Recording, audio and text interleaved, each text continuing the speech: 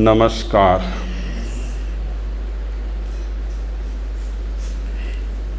અમેરિકામાં એક પ્રખ્યાત નિબંધ લેખક થઈ ગયા જે રહસ્યવાદી હતા અને ચિંતક પણ રહેલા હતા, જેમનું નામ હતું હેનરી ડેવિડ થોરો. આ અંગ્રેજી જે નિબંધ લેખક રહેલા હતા એને બાળપણથી પ્રકૃતિ પ્રેમ બહુ અને પ્રકૃતિ પ્રેમથી આકર્ષાઈ કરી અને એણે એક જંગલમાં, વાલ્ડન નામનો એક જંગલ હતો અમેરિકામાં, એ જંગલમાં એણે એક કુટીર બનાવી, ઝૂંપડી. એવી રીતે એવે ઠેકાણે ઝૂંપડી બનાવી કે ચારે બાજુ કુદરતી વાતાવરણ એકદમ સુંદર મજાનું હોય, પ્રાકૃતિક વાતાવરણ. એટલે સરોવરની નજીકમાં એણે ઝૂંપડી બાંધેલી. બહુ સરસ મજાની મીઠી વાત રહેલી છે. રોજે રોજ પ્રકૃતિના દર્શન કરે, પ્રકૃતિના ખોળે ખૂંદે, પ્રકૃતિની ગોદમાં પ્રકૃતિના જે દ્રશ્યો રહેલા હોય એ ભરી ભરી પ્રેમથી પીએ, મતલબ કે જુએ. એટલો એને પ્રકૃતિ પ્રેમ રહેલો હતો. ઘણાને હોય છે પ્રકૃતિ પ્રેમ, અને પ્રકૃતિ પ્રેમ પણ આમ સુંદર કહેવાય. આપણે ભારતીય લોકો તો દયાળુ બહુ કહેવાઈએ, પણ વિદેશી લોકો પણ પ્રકૃતિ પ્રેમી બહુ. ઘણા જાનવરોનું સંરક્ષણ વિદેશી લોકો કરતા હોય, ઘણા પક્ષીઓનું સંરક્ષણ વિદેશી લોકો કરતા હોય. ભલે આમ એ લોકો શાકાહારી હોઈ શકે, તે છતાં પણ એ લોકોને પ્રકૃતિ પ્રેમ બહુ. પ્રકૃતિને સરસ રીતે એ જાળવે. તો આ હેનરી થોરો એ એકાંતમાં રહેતો હતો. મતલબ કે સરોવરના કિનારે એણે સરસ મજાની ઝૂંપડી બનાવી હતી, ત્યાં રહે અને ચારે બાજુનું નિરીક્ષણ કરે. વહેલી સવારે ફરવા માટે નીકળી જાય, ક્યારેક ક્યારેક તરાપો લઈ સરોવરમાં પણ, તરાપો એટલે સમજો ને, નાવડી જેવું કંઈક લઈ કરી અને સહેલગાહ પણ કરે. એમાં પણ પ્રકૃતિના દ્રશ્યો જોઈ એ રાજી થાય, ધરાઈને દ્રશ્યો જુએ અને એનું લેખન પણ કરે. ક્યારેક જંગલોમાં ફરે, ક્યારેક ખેતરોમાં ફરે, ક્યારેક ક્યાંક ફરે, ક્યારેક ક્યાંક ફરે, આમ ફરતો રહી. કુદરતે તો માણસને ઘણું આપ્યું છે. કુદરત છે ને ખૂબ જ આપ્યું છે માણસને. આપણે કુદરત વિશે વિચારીએ અને કુદરતને જોઈએ તો આપણી લાઈફ છે ને અત્યારે જે મળી છે ટૂંકી લાગે. એટલી કુદરત વિખરાયેલી પડી છે, એટલી કુદરત પથરાયેલી પડી છે ચારે બાજુ. તમે ઉટી ગયા હશો, એ ઉટીને લોકો સ્વર્ગ કહે છે. અને ત્યાં આપણે જઈએ, મોટા મોટા પહાડ, એકદમ ગ્રીનરી, ત્યાં કને ચાનું ઉત્પાદન પણ ખરું. તો ત્યાં ગયા પછી આપણને લાગે કે પ્રકૃતિની ગોડમાં આપણે રમી રહ્યા છીએ. એટલું સુંદર મજાનું વાતાવરણ, શાંત વાતાવરણ, ઠંડુ વાતાવરણ. તો પ્રકૃતિ તો બધે ઠેકાણે છવાયેલી છે. માણસને માણતા આવવી જોઈએ. તો આ થોરો એ પ્રકૃતિને માણી રહ્યો છે. જંગલોમાં ફરે છે, ખેતરોમાં ફરે છે, સરોવરમાં પણ નાવડી લઈ કરી અને આંટા મારી આવે. આમને આમ એ રઝળપાટ કરતો રહ્યો જંગલોમાં. આપણને એમ લાગે કે એ ચર્યો હોય, આપણને ચર્યો લાગે, કારણ કે દરેક માણસની સૂઝબૂઝ અલગ રહેલી હોય.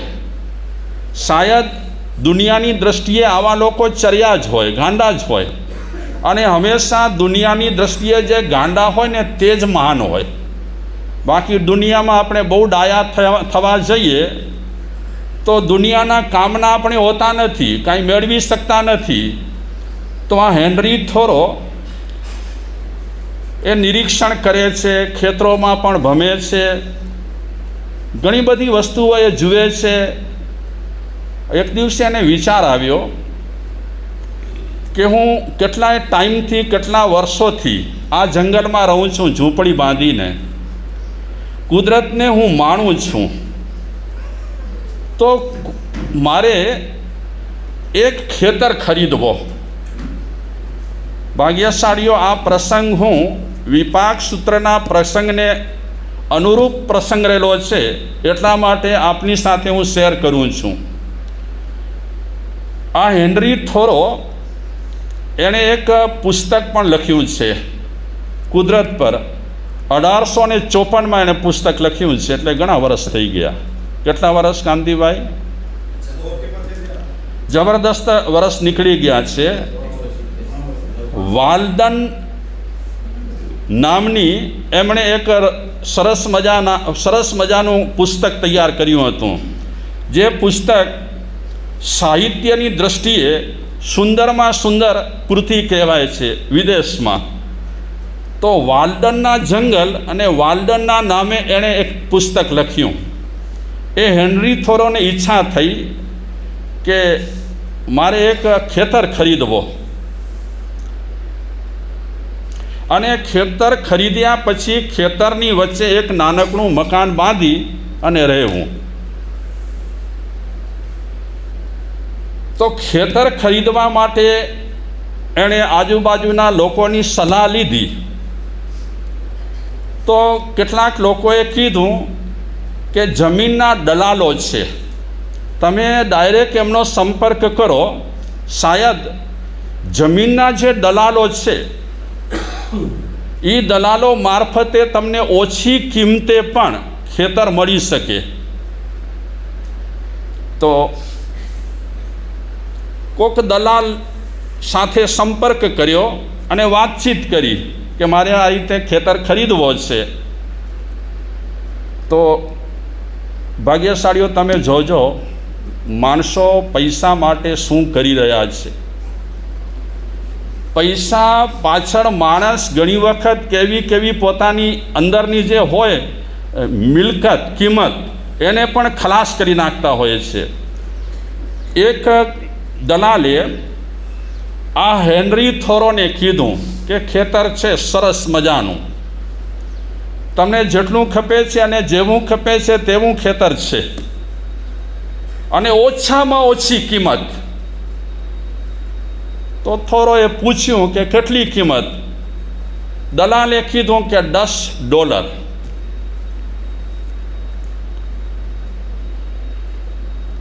આમ $10 થાય, પણ તમે અહીંયા વર્ષોથી રહો છો, એટલે હું $3 એ ખેતર અપાવી દઈશ. તમે આજની પરિસ્થિતિ પર જરા નજર કરજો. માણસો આજે જમીન માટે શું કરી રહ્યા છે? ખ્યાલ આવે છે તમને? નથી આવતું? આજે માણસો હવે કઈ જ્ઞાતિના એ લોકો કરે છે એની સાથે મતલબ નથી, પણ આજે જમીન માટે માણસો કેવું કરે છે. અને મારી નજર સામે એવા દાખલા રહેલા છે કે જે જમીન માટે ખોટું સાચું કર્યું છે એનું રિઝલ્ટ તાત્કાલિક પણ મળ્યું છે ઘણા લોકોને. મારી નજર સામે એવો છે એક દાખલો. ગામનું નામ નહીં લઉં, વ્યક્તિનું નામ લઈ લઉં, પણ અત્યારે પહેલાં જમીન માટે એણે ઘણું ખોટું સાચું કર્યું. ગોચર જમીન કહેવાય આપણા ત્યાં. આ ગોચર જમીન પણ માણસો તો જુઓ, પછી કહે છે કે ભગવાન રૂઠ્યો છે અને કુદરત સરખી ચાલતી નથી. ગોચર જમીન પોતાના નામે કરી અને માણસ વેચે, હદ થઈ જાય ને. ક્યાં ગઈ માણસની માણસાઈ ક્યાં ગઈ, દયા ક્યાં ગઈ? અને પછી આવી રીતે ગોચર જમીન પોતાના નામે કરી વેચે અને એ પૈસા ધાર્મિક સ્થાનોમાં કદાચ વાપરે મોટો થવા માટે, એનું ફળ શું મળે? હા, એનો નતીજો શું હોય? આ જે ભાઈની હું વાત કરું છું અત્યારે, એ ભાઈની હાલત એકદમ પટકાઈ પડી છે. પંજાબની કચ્છ મેં ના ચારે બાજુ એવા દાખલા છે, ગામે ગામે ગામે એવા દાખલા રહેલા છે. ખબર નહીં માણસને શું સૂઝ્યું છે. આજે શાંતિનો રોટલો મળે છે તે ખાવા માટે તૈયાર નથી, બીજામાં એ હાથ નાખી રહ્યા છે, અને બીજામાં જે હાથ નાખે એના પરિણામ સારા નથી. આ ઈકાઈ રાઠોડનો દાખલો તો જૂનો જ છે, મૃગાપુત્રનો દાખલો તો શાસ્ત્રોનો જ છે, પણ આજે તાજા તાજા દાખલા બની રહ્યા છે કે માણસોની હાલત પછીથી બહુ કંગાળ થઈ જાય છે. $10 ખેતર કેટલામાં? $3. કારણ કે એ ખેડૂતને પૈસાની ખાસ જરૂર હતી, એટલે બિચારો કટોકટીમાં હતો. દલાલે આ કટોકટીનો લાભ ઉઠાવી કરી અને બિચારો આ ભોળો, સાવ ભોળો, કોણ? ખેડૂત. એ ભોળા ખેડૂતને દલાલે શું કીધું કે ઊંચામાં ઊંચા ભાવમાં આ ખેતર હું તને વેચી દઈશ. ઊંચામાં ઊંચા ભાવ એટલે $10 ખેતર હતો, એ $3 આપવા તૈયાર થયો છે. અને બિચારો આ ખેડૂત, એને કાંઈ ગતાગમ નહીં. આજે પણ ઘણા લોકો ખેડૂતોને છેતરી રહ્યા છે, અને ખેડૂત હંમેશા પહેલેથી છેતરાતો આવ્યો છે. પહેલેથી જ્યારે અનાજનું ઉત્પાદન કરતા હતા ખેડૂતો મબલક, ત્યારે પણ ખેડૂતો છેતરાતા રહ્યા છે. અને આજે પણ કોઈ ખેડૂતો જમીન વેચવા માટે તૈયાર થયા છે, તો આજની તારીખે પણ હોશિયાર ભણેલા ગણેલા માણસો ખેડૂતોને શું કરી રહ્યા છે? છેતરી રહ્યા છે. હું સરસ મજાનો એક પેરેગ્રાફ તમને કહું, આ પ્રસંગ કહું એનાથી પહેલાં. આજે ટેકનોલોજીના બળે માણસ ધનવાન બની શકે છે. આજે ટેકનોલોજીના બળે માણસ ધનવાન બની શકે છે. ટેકનોલોજી માણસને જ્ઞાનવાન કે અમીર બનવાની તક આપી શકે છે. ટેકનોલોજી માણસને જ્ઞાનવાન કે અમીર બનાવી શકે છે, પણ એવો માણસ ઇન્સાનિયત દાખવવામાં પણ અવ્વલ બનશે. એવો માણસ જેણે ટેકનોલોજીના બળે પૈસા ભેગા કરી લીધા, ગમે તે રીતે એણે પૈસા ભેગા કરી લીધા, એવો માણસ ઇન્સાનિયત દાખવવામાં પણ અવ્વલ બનશે, એની કોઈ ખાતરી કોઈ આપી શકે તેમ નથી. મોટા મોટા ગુનાઓ અભણ માણસો નહીં, મોટા મોટા ગુનાઓ અભણ માણસો નહીં, પણ ગરમ ખિસ્સા માટે તડપતા ભણેલા ગણેલા લોકોએ આચર્યા છે. ગમે તે રીતે પૈસા, આજે વિમાન વગેરે હાઇજેક થાય છે ને, એ કાંઈ અભણ માણસો નથી કરતા, ભણેલા માણસો કરે છે. એટલે ભણેલા માણસો, ગણેલા માણસો પોતાના ખીચાને ગરમ રાખવા માટે આજે શું નથી આચરતા?